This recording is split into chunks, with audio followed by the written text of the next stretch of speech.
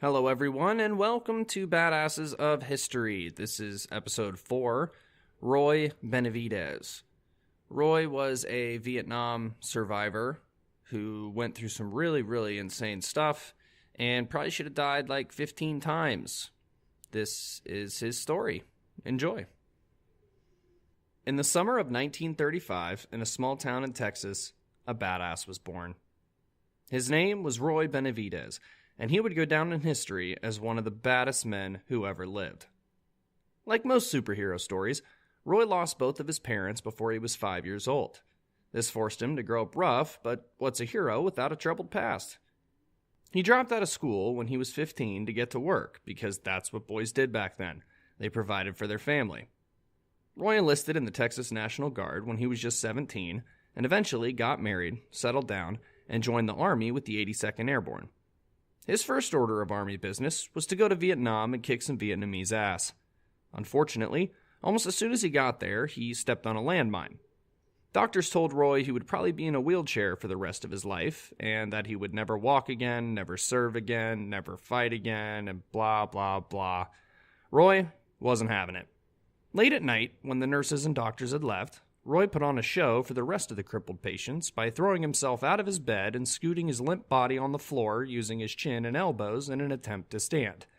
He did this night after night with the quiet, cheering whispers of the other residents until eventually he proved those worthless, good-for-nothing doctors wrong. 1 year after Roy almost blew his leg off, he walked himself out of that hospital and straight into the Special Forces. He just needed a little bit better training and a nice green beret, and he was good to go. On the hot and humid 22nd of May, in the middle of Vietnam, Roy is attending a Catholic service when he overhears a desperate radio call begging for assistance. The call came from a 12-man Special Forces unit that was surrounded by 1,000 North Vietnamese soldiers. Roy decided he liked those odds and sprinted to the rescue chopper.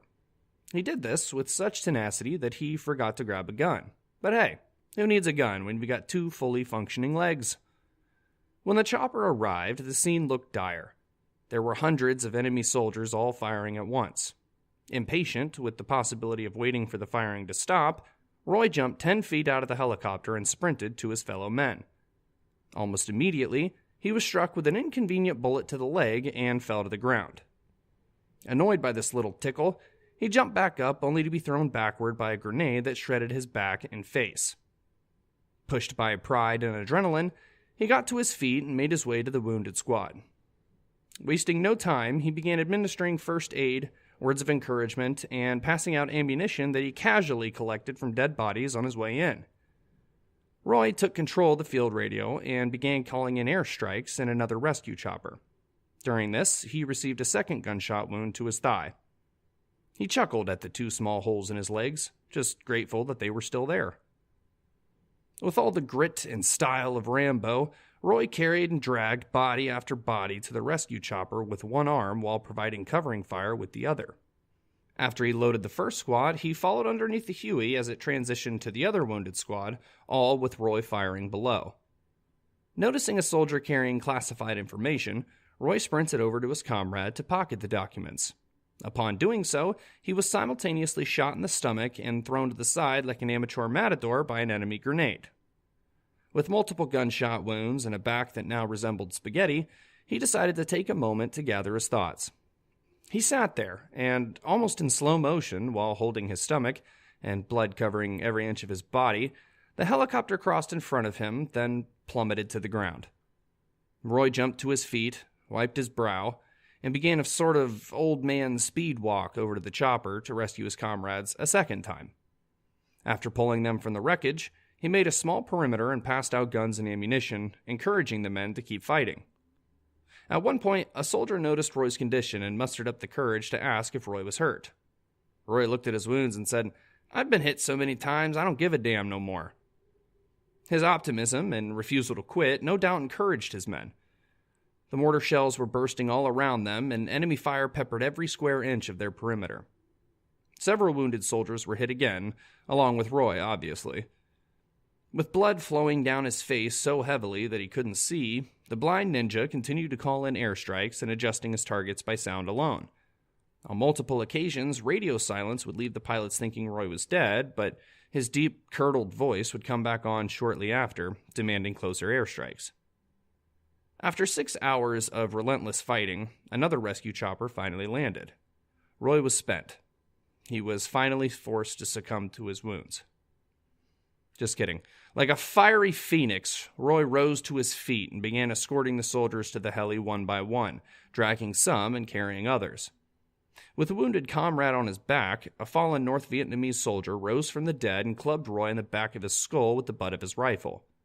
Big Roy fell and turned around just in time to grab the incoming bayonet with his bare hand, quickly using the other to pull his knife and kill his attacker. The result? A useless hand cut to the bone and a bayonet through his forearm. Roy managed to grab one last guy and gracefully killed 2 more enemy soldiers on his way back. He decided enough was enough and limped to the chopper, finally allowing the men to pull him on board. He was propped upright next to a wounded staff sergeant. In one hand, Roy gripped the sergeant's hand tightly, and in the other, Roy tried to keep his own intestines from spewing out of his stomach. When they arrived at the hospital, Roy was immobile and unresponsive. He was covered in blood, bullet holes, stab wounds, and shrapnel. He had voluntarily risked his life to help save the lives of 12 fellow soldiers without any concern for his own well-being. At around 8 p.m. on May 2nd, 1968, the doctor pronounced him dead. Roy breathed his final breath, then spat his blood-soaked spit in the doctor's face to let him know he wasn't done yet. The doctor on scene gave him 0 chance of survival. He was wrong. Roy spent almost a year recovering in and out of hospitals. He had been shot 7 times, took 28 different chunks of shrapnel, and both arms had been stabbed clean through. He had shrapnel in his head, scalp, shoulder, butt, feet, and legs. His right lung had completely collapsed, and his mouth looked like he got curb stomped from a rifle butt. One of the bullets went straight through his back and exited just below his heart.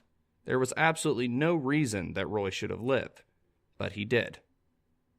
His commander felt that he deserved the Medal of Honor, but knowing that it would be a long process and afraid that Roy would surely die any day now, the commander instead nominated Roy for the Distinguished Service Cross.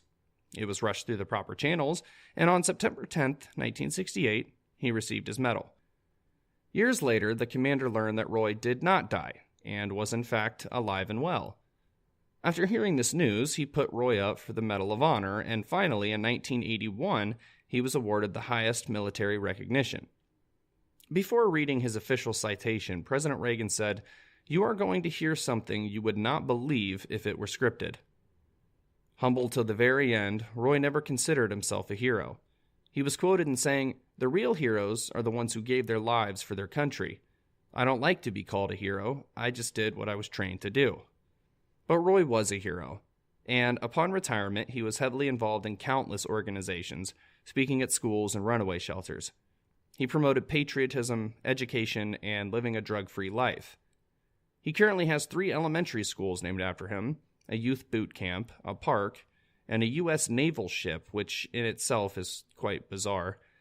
Master Sergeant Roy Benavidez died at the age of 63 on November 29, 1998, due to respiratory failure. No doubt a direct result of his injuries sustained in the fateful battle, saving the lives of fellow soldiers he didn't even know. He is buried at the Fort Sam Houston National Cemetery in Texas.